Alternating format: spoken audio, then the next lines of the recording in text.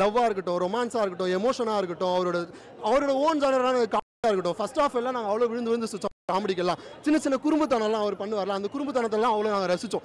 சிவாவுக்கு சொல்கிறேன், கையை ஊனி காரணம் போட்டு நான் விழுந்தேன், என்னை யாரு தூக்கி விட்டது விஜய் டிவிடா அப்படின்ற மாதிரி கலக்க போதில் யாரு வந்து கலக்குனாங்களோ அதில் எப்படி ஒரு மெரினா பீச் கிடச்சிச்சோ.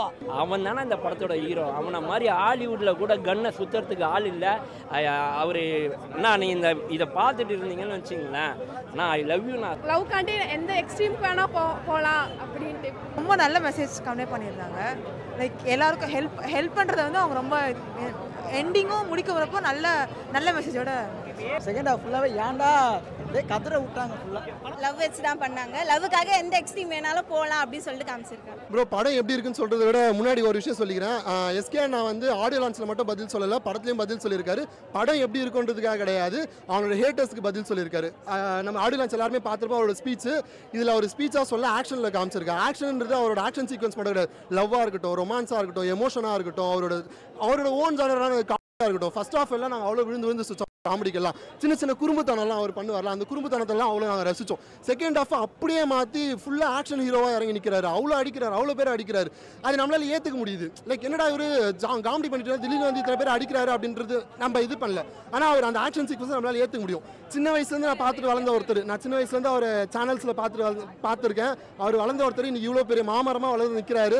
அது பார்க்கும்போது எனக்கு ரொம்ப பெருமையாக இருக்குது. அவர் மட்டும் கிடையாது, முருகதாஸ் சாராக இருக்கட்டும், அனிருத் சாராக இருக்கட்டும், நம்ம டிஓபி சுதீப் சாராக இருக்கட்டும், நம்ம வில்லனாக இருக்கட்டும், பிஜு சாராக இருக்கட்டும், எல்லாருமே அவங்களோட விக்ராந்தாக இருக்கட்டும். விக்ராந்த்லாம் கொஞ்ச நேரம் தான் வந்துட்டு போனார். ஆனால் ஒரு ஸ்க்ரீன் ப்ரெசன்ஸ் தான் அவ்வளோ நல்லாயிருக்கும்.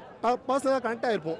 இந்த படத்தில் வந்து ரீசெண்ட் டேஸில் வந்த மூவிஸ் எல்லாம் வந்து நிறைய பேர் உள்ளே கூட்டிகிட்டு வருவாங்க. ஆனால் அவங்களுக்கான ஸ்க்ரீன் ஸ்பேஸும் ஒழுங்காக கொடுத்துருக்க மாட்டாங்க, ஒழுங்காக யூஸ் பண்ணியிருக்க மாட்டாங்க. ஆனால் இந்த படத்தில் எல்லாருமே கரெக்டாக யூஸ் பண்ணியிருக்காங்க, இன்க்ளூடிங் சைட் ஆக்டர்ஸ் உட்பட. என் ஃப்ரெண்டும் இதில் ஒரு சின்ன ரோலில் நடிச்சிருப்பான். அதுக்காக தான் நான் ஃபர்ஸ்ட் ஷோ வந்தேன். இல்லைனாலும் எஸ்கே எனக்காக வந்திருப்பேன்.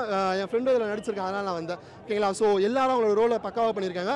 அனிருத் அண்ணா, நீங்கள் மனுஷனா இல்லை ஏலியனா எனக்கு தெரியல, இது மாதம் ஒரு படம் கொடுத்துக்கிட்டு இருக்கீங்க. ஆனால் எல்லா படத்துலையும் வந்து உங்களோட அந்த மியூசிக்கோட அந்த இது வந்து இன்க்ரீஸ் ஆகிட்டு தான் போகுது, ஒன்றுமே டிக்ரீஸ் ஆகலை. இவங்களுக்கு பெரிய ஹீரோக்கு இந்த மாதிரி படம் இது பாட்டு கொடுக்கணும், இந்த ஹீரோக்கு இந்த மாதிரி பாட்டு கொடுக்கலாம், எல்லாருக்குமே ஈக்குவலாக அவரால் என்ன முடியுமோ அதை கொடுத்துக்கிட்டு இருக்காங்க. அந்த SK Anna and then Anirudh அவங்களோட காம்போ ஒர்க் அவுட் ஆயிருக்கு. இதில் ஏஆர்எம் சார், பழைய டேரக்டர்ஸ்லாம் நம்ம ரீசெண்டாக வந்த மணிரத்னம் சார் படமாக இருக்கட்டும், சங்கர் சார் படமாக இருக்கட்டும், ஏடா எல்லாமே ஃபார்ம் அவுட் ஆகிட்டாங்களா, ஃபீல்டை விட்டு போயிட்டாங்களா அப்படின்ற இருக்க பட்சத்தில் பழைய டேரக்டர் நான் இருக்கேன்டா.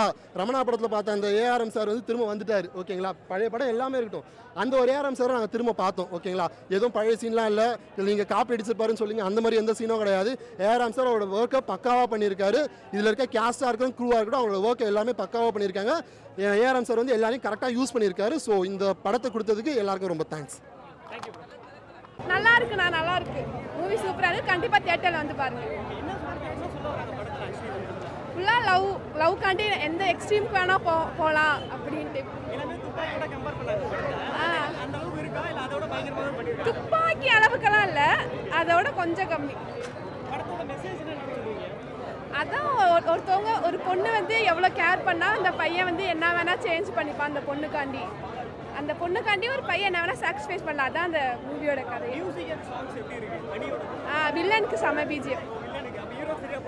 அது எனக்கு தெரியல. சூப்பராக, உண்மையிலே சூப்பராக. ஃபர்ஸ்ட் ஹாஃப் கொஞ்சம் ஸ்லோவாக போகிற மாதிரி இருந்துச்சு. செகண்ட் ஹாஃப் ஃபுல்லாகவே ஏன்டா கதற விட்டாங்க. ஃபுல்லாகவே ஃபைட்டு தான் ப்ரோ. துப்பாக்கி கையில் வச்சுட்டார், தரமாக வச்சுட்டார். இல்லைலாம் சொல்லவே வேணாம். அனிருத் தான் ப்ரோ செதுக்கிருக்காரு. என்ன செதுக்க முடியுமோ அதை அப்படியே செதுக்கு. நல்ல ஒரு மெசேஜ் இருக்குது, மற்றவங்களுக்கு ஹெல்ப் பண்ணுற மாதிரி ஒரு. சூப்பராக இருந்துச்சு. சிவகார்த்திகேயனாலே நல்லா தான் இருக்கும். கிளைமேக்ஸ் சூப்பராக இருந்துச்சுண்ணா. வில்லன் வேற மாதிரி இருந்துச்சு. ஃபைட் சீன் எல்லாமே சூப்பராக இருந்துச்சு. இல்லை, தனி ஜானர் தான். நல்லா இருந்துச்சு. காமெடி எதுவும் பெருசாக இல்லை, பட் ஆக்ஷன் சீன் தான் ஃபுல்லாக. படம் நல்லா தான் இருந்துச்சு. எஸ்.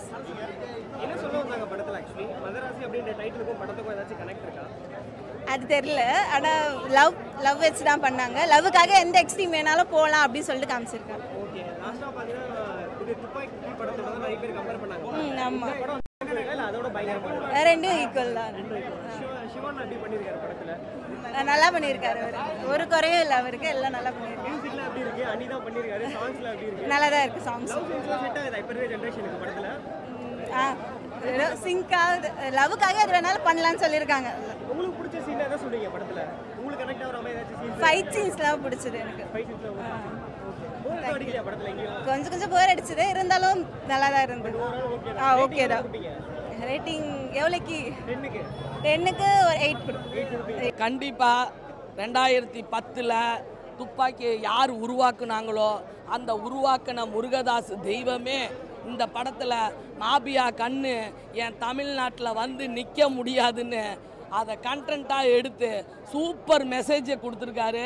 அந்த மெசேஜுக்கே அப்ளாஸ். அக்கா சூப்பர் ஸ்டார் ஸ்டைலில் அவருக்கு வணக்கம் போடுறேன்.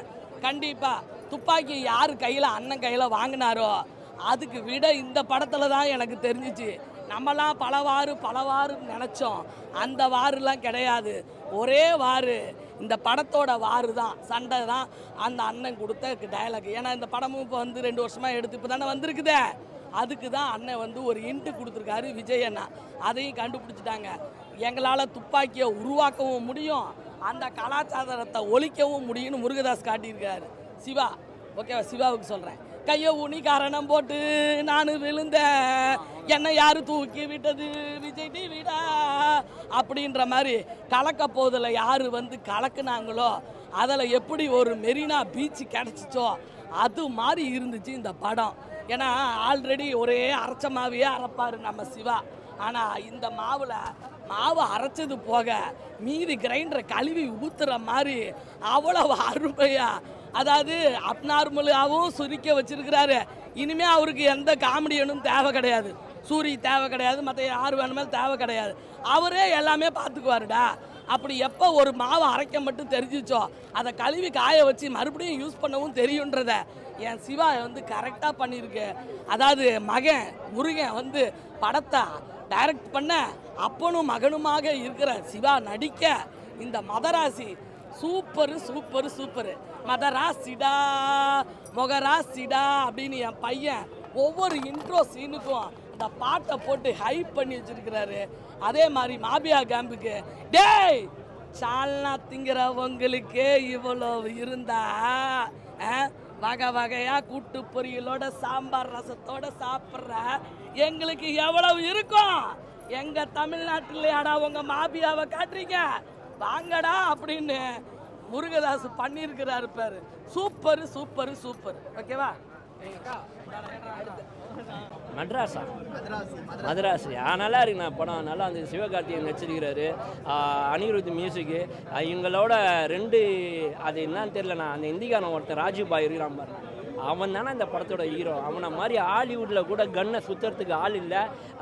அவர் அண்ணா நீங்கள் இதை பார்த்துட்டு இருந்தீங்கன்னு வச்சிங்களேன், நான் ஐ லவ் யூ, நான் செம்ம ஆக்ட் பண்ணுறீங்க, கூடிய விரைவில் நீங்கள் தமிழ்நாட்டுக்கு வந்து ஒரு படம் பண்ணுங்கள், ஹீரோவாக பண்ணுங்கள். நாங்கள் ராஜீவ் பாய் படம் பார்க்குறப்பே உங்களுக்கு ஒரு அது பண்ணியிருக்கலாம். நீங்கள் இந்த படத்தில் நீங்கள் சுற்றுற அந்த துப்பாக்கி, உங்கள் ஜிம்னாஸ்டிக்கு, உங்களோட காஸ்டியூம், உங்களோட ஹேண்ட்ஸம்மு, ஒரு ஆண்களே ஆசைப்படும் ஒரு ஆண் அழகன்னுவாங்களா, அந்த மாதிரி இவர் ரோஸ் இருக்காங்க நம்ம ரோஸு. அதாவது தலைவர் சொல்லுவார், டேய் பழகுன கண்ணுக்கு பார்த்தாலே தெரிஞ்சிடலாம் இவன் எப்படி வருவான்னு. அந்த மாதிரி ரோஸு, அர்ஜுன் தாஸ் அடுத்தது ரோஸ், இவங்க 2 பேர் தான் நாளை தமிழ் இண்டஸ்ட்ரி ஆள போகிறானுங்க அப்படின்ற மாதிரி தோணுச்சு. தேவையில்லாமல் துப்பாக்கியை தூக்கி சிவகார்த்திகேயனில் கொடுத்துட்டாரோ அப்படின்ற மாதிரி தோணுச்சு. மாசுண்ணா பழைய படத்துலையும் வந்து அவர் வந்து வில்லனாக நடிச்சார், இந்த படத்துலையும் அவர் ஒரு சீன் சொல்லுவார், அந்த படம் தான் படத்துலேயே ஹைலைட்டு. துப்பாக்கி அவன் கையில் இருந்தானடா, ஹீரோ நான் தான்டா அப்படின்னு சொல்லிட்டு இப்போ ஒரு ஃபைட் வைக்கிறாங்க. அந்த ஃபைட்டு ஹாலிவுட் படம் பார்த்த மாதிரி இருந்தது, அழகாக இருந்தது. இதுதான் இந்தியன் ஃபிலிமு அப்படின்ற மாதிரியும் இருந்தது. அந்த பர்டிகுலர் ஃபைட் சீன் வச்சு அவ்வளோ அழகாக அற்புதமாக அடிச்சுட்டு அந்த தண்ணியில் சரிக்கின்னு வந்து கேமரா முன்னாடி மூஞ்சா காட்டுறதுலாம் வந்து அந்த இடத்துல ஸ்டண்ட் டைரக்டருக்கு கண்டிப்பாக அவார்டு கொடுக்கணும், இவ்வளோ அழகாக பண்ணியிருக்காரு அப்படின்றது. அதுக்கு ஒரு ஆர்டிஸ்ட்டும் ஒத்துழைக்கணும்ல, வர்ணிச்சுட்டே போகலாம். அதாவது பிடிக்காதவனுக்கு 1000 காரணம் 1000 குறை இருக்கும், பிடிச்சவனுக்கு சொல்கிறதுக்கு நிறைய இருக்கும்ல. இந்த மாதிரி ஹீரோ ஒரு சைடு பைத்தியமாக அவர் ஒரு டிசார்டரு, அவரை தூக்கி வாரம் போட்டுருங்க. ஆனால் இந்த பிஜு ஜோனு இவங்கெல்லாம் வேற அழகு, அழகுன்னு அழகு பண்ணி அற்புதமாக முடிச்சிருக்காங்க. ஆனால் ஹீரோயின் சும்மா பகடக்காய். வில்லன் கூப்பிட்டாலும் போயிடுவாங்க, ஹீரோ கூப்பிட்டாலும் போயிடுவாங்க, போலீஸ் கூப்பிட்டாலும் போயிடுவாங்க. அப்படி தான் யூஸ் பண்ணியிருக்காங்க.